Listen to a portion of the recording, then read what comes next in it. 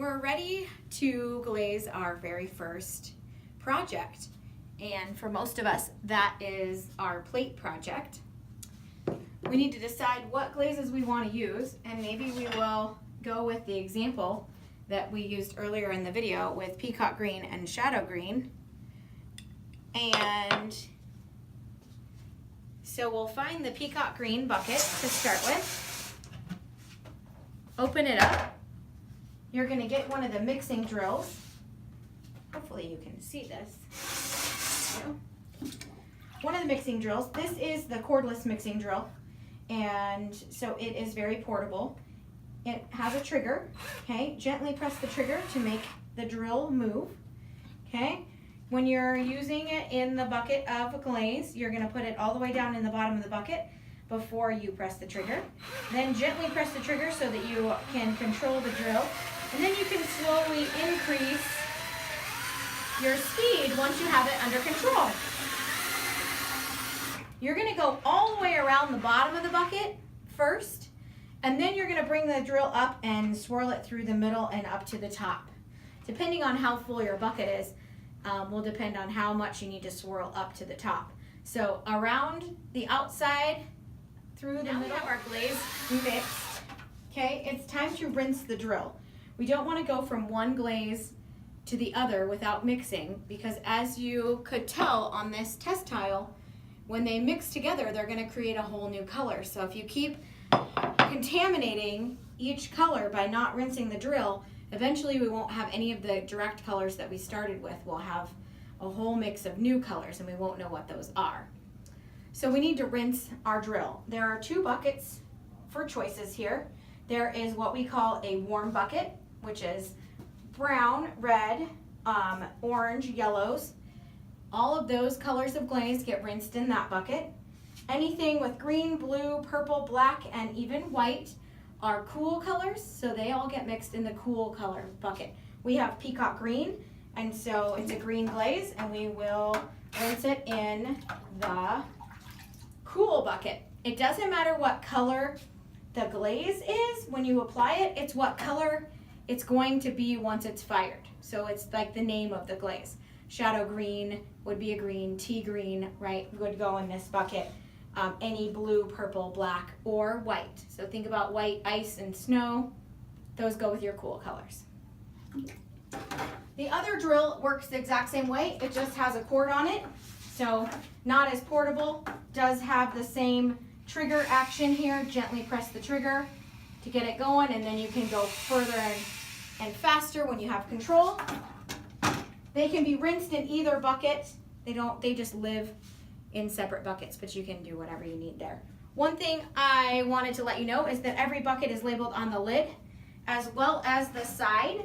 So make sure that the glaze is what's in the bucket is what's labeled on the front. Someone may have switched the lids on you. So don't always trust the lid, trust the label on the front of the bucket. You'll also notice when we pulled this bucket out, I slid it across the floor when I opened the peacock green. That's what you're going to do. You want to slide them across the floor. Please do not pick them up by the handle. The handles sometimes break in the middle of you moving it, and then 5 gallons of glaze is all over the floor. So you don't want to do that. Just pull them and push them across the floor. That's a great way to go. So now we are ready to glaze our plate. We have our glaze out and ready, at least our first color. We need a nice wet sponge.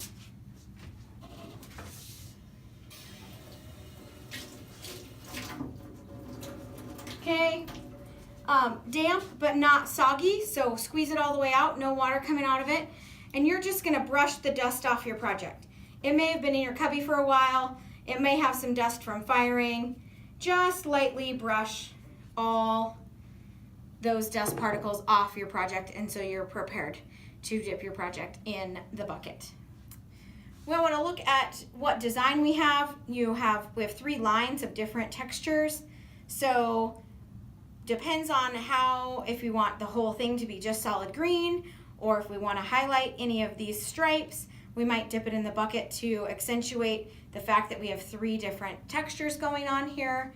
So it kind of depends on what you want. You want to look at what your plate design is and choose a glaze like situation, a glaze pattern or process that will match what you have as far as design goes.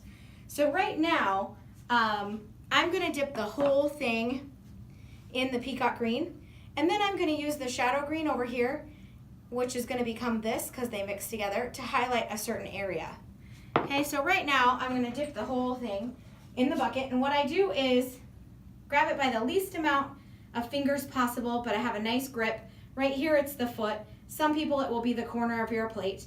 And don't worry, you can get the glaze on your fingers for a moment and you're going to wash your hands. We can patch anywhere where you might have a fingerprint mark, so don't worry about that.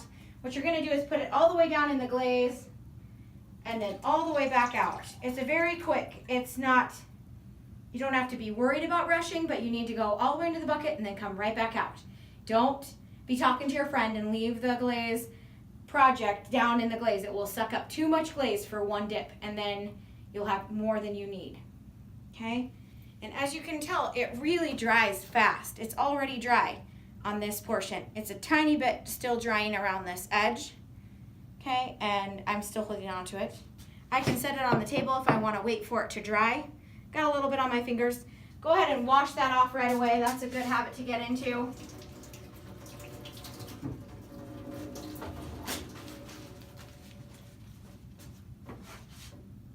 All right, and we have a little finger marks here. So I can just take my finger, dab a little glaze over that, and then that'll cover up that finger mark. I got a little extra glaze here, no big deal, but now you can see how that's all covered up. We slid the shadow green out and opened the lid. We need to get it mixed. So again, we're gonna use our mixing drill, put it down in the bottom of the bucket, mix from the bottom to the top, all the way around from the outside of the glaze bucket through the middle. Those buckets have a little crevice at the bottom, and that's where all the particles that make up the glaze like to hide in there. So we need to mix it up. Glaze is a lot like Italian salad dressing, so it separates the water on the top and the colorant particles on the bottom. We need to get it all mixed up, just like you have to shake Italian salad dressing before you put it on your salad. Otherwise, it doesn't taste very good. If you don't mix your bucket very well, then your glaze isn't going to look very good. Same deal. You want it all thoroughly mixed so that all those, like the flavor particles in your Italian salad dressing, this is your colorant particles, are all mixed throughout the water. Okay, and again, I'm going to rinse in the appropriate bucket. This is a green glaze, shadow green. It's going to be mixed in the cool bucket, which is the green, blue, purple, black, and white bucket. So I'm ready to go there. And I can either dip the sides so that the sides would have this center color in it because they'd be overlapped with the green, two different greens. Or I could even paint the inside one here. Right now I'm going to do dipping because I think that it's pretty quick for you to get your project glazed, and I think it'll accent those leaf designs a little bit. So dunk it in to cover that, shake it over the bucket, and then wait for it to dry. It will dry pretty quickly.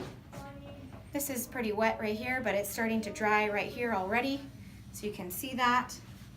It'll be glossy when it's not dry, and then it will start to be matte when it is dry. You know, flip it around. As soon as you can touch it, you can grab the other side of it, and we're going to do the other half here.